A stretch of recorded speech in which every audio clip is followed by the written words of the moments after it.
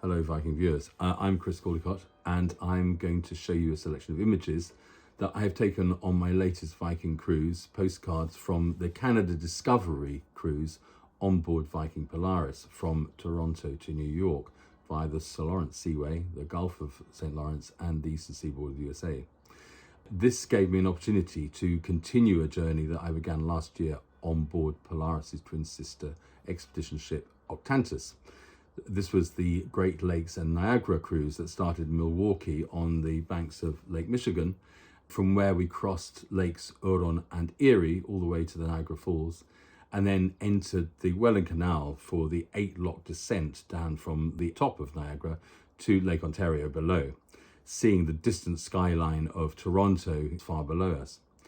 With great continuity, I was to board Polaris at exactly the same dock on the seaboard of Toronto as I disembarked Octantis from exactly a year earlier.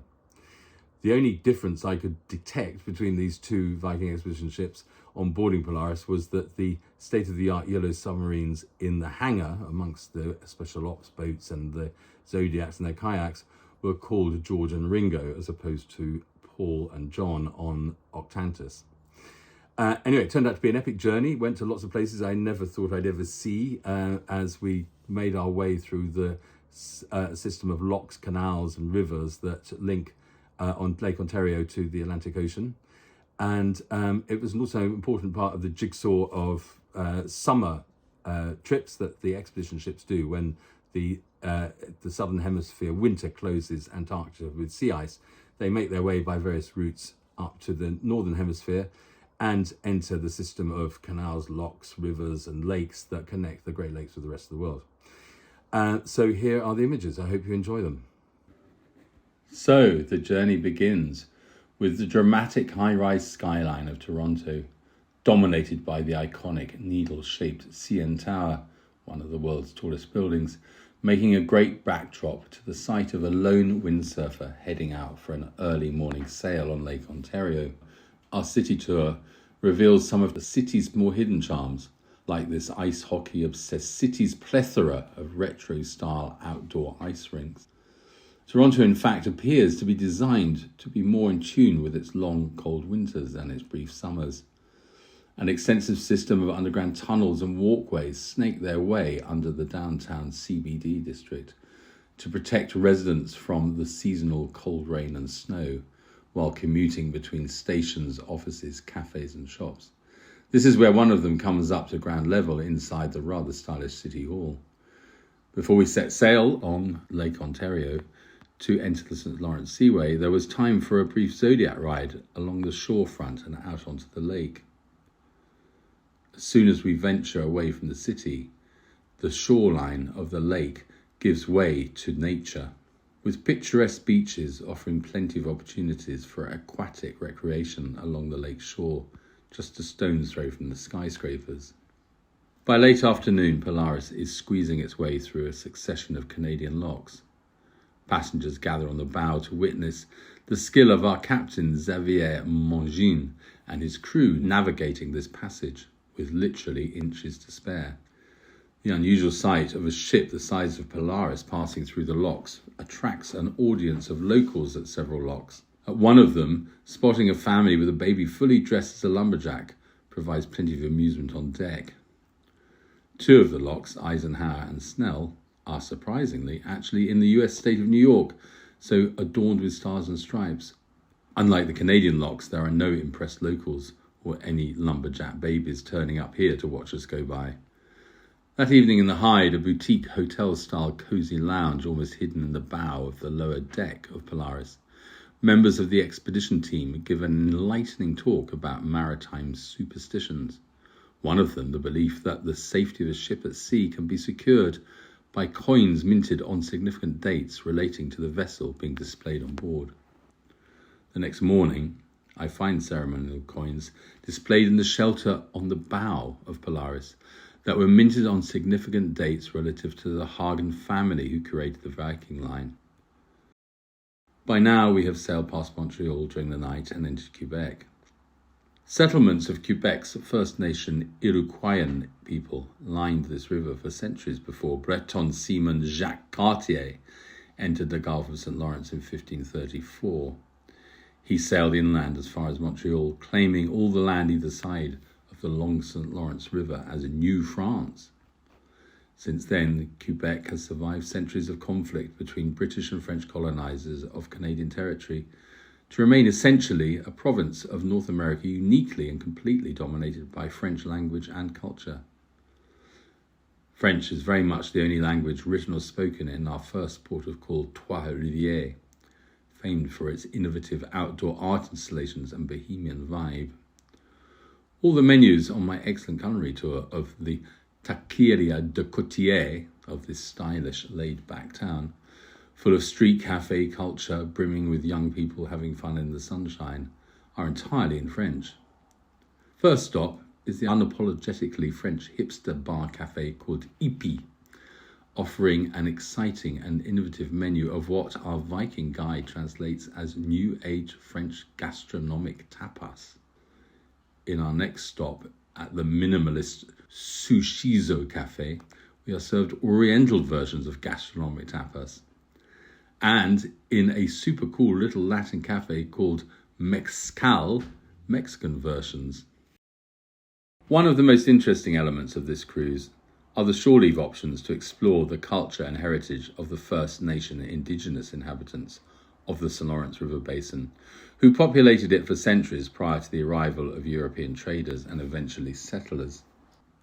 After a tour of the elegant walled Quebec city, with a waterfront dominated by a traditional style of French grandeur and the imposing Chateau Frontenac, which would look completely at home in the Loire Valley, I head inland to an excursion to visit a Huron-Wendat village of the interior.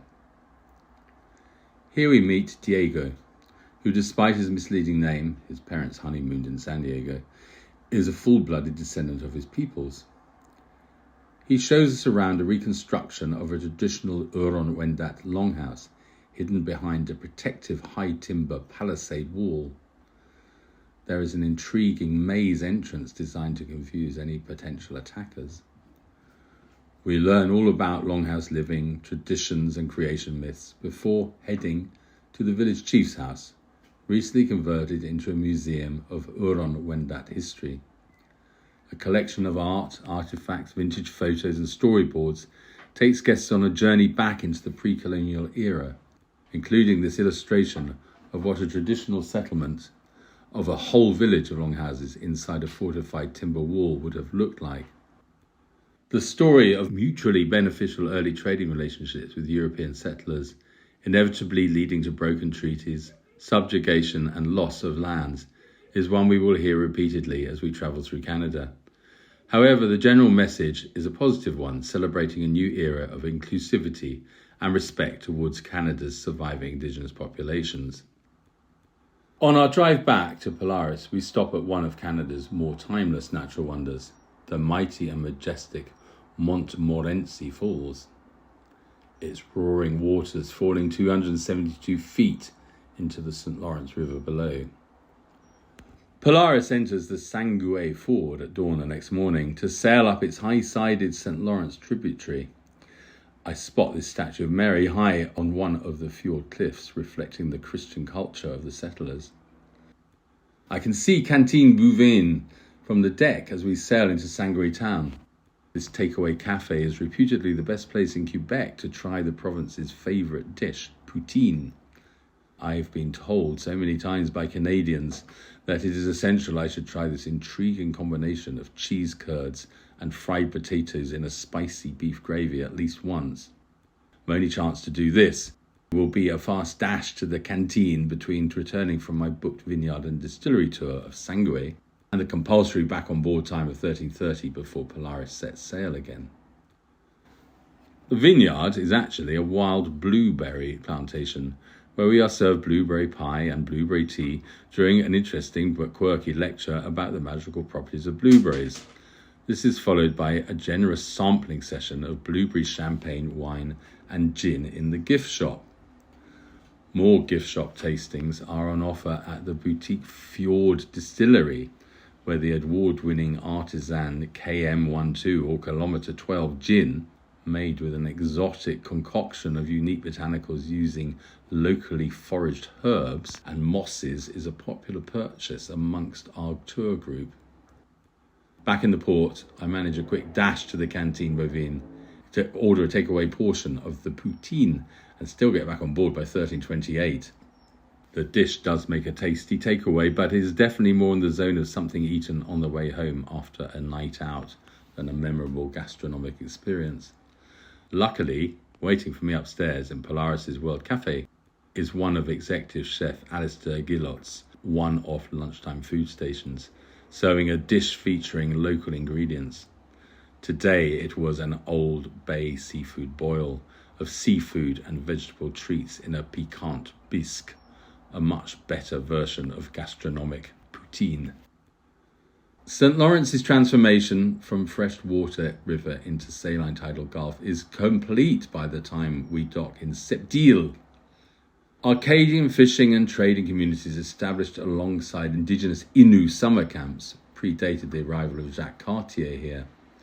Like the Innu, these early settlers were attracted by the Labrador Current, coursing through the bay, creating rich feeding grounds for snow crabs, northern shrimp, Greenland halibut, whelk and herring.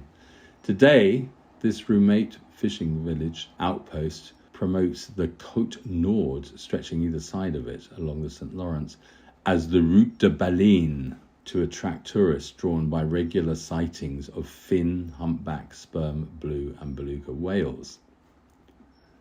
On an early morning walk along the shore, the baleines are elusive, but I do see my first ever groundhog, which darts across my path and hides under a bush nearby. Mysterious sea serpents were said to haunt the St. Lawrence, with frequent sightings around Sept-Iles reported between 1884 and 1930, usually described as giant flat-headed monsters. The closest thing I see to a flat-headed monster, though, is this strange rusting telescope that resembles E.T. The shoreline also features some inventive junk sculptures.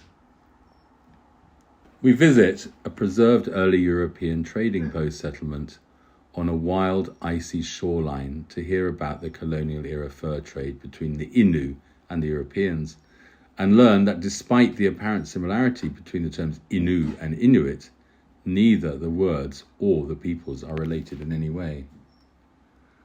After sailing south overnight to Prince Edward Island, we are back in the English-speaking world, and a popular tourist destination for fans of the Lucy Maud Montgomery novel Anne of Green Gables. We drive past the farmhouse that inspired the book, on our way to a coastal hike with naturalist and biologist Kate McQuarrie, who leads us along broadwalks and through shifting dunes that are popular beaches during the summer months.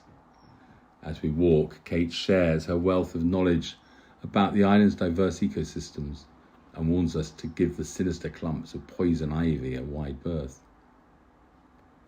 Another coastal walk is included in our last Canadian port of call, Halifax in Nova Scotia.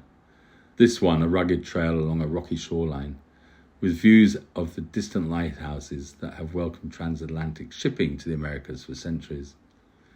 We return through thick forests that were once the ancestral home of indigenous Mi'kmaq people. They left long ago and have been to be replaced by the first permanent European settlement in the Canadian Maritimes. Today, Halifax is a busy cruise port. I scan the piles of lobster-themed trinkets on sale in the giant gift shops that line the waterfront to find something to spend my last Canadian dollars on, and settle on a pop art style yellow lobster lollipop. This turns out to be a bad choice as we sail into a scorching 35 degrees centigrade heat wave during the final part of the voyage, heading south along the eastern seaboard. It melts into a formless sticky blob in my stateroom. After 2 nights at sea, most passengers pack Polaris's bow for our dawn sailing towards the most iconic skyline in the world. New York delivers Instagram gold as swirling morning mists lift, and the rising sun bathes the skyscrapers of the Manhattan skyline in a golden light. We sail right past the iconic Statue of Liberty, which looks resplendent towering above the sea and mist. So, an epic end to another great Viking voyage.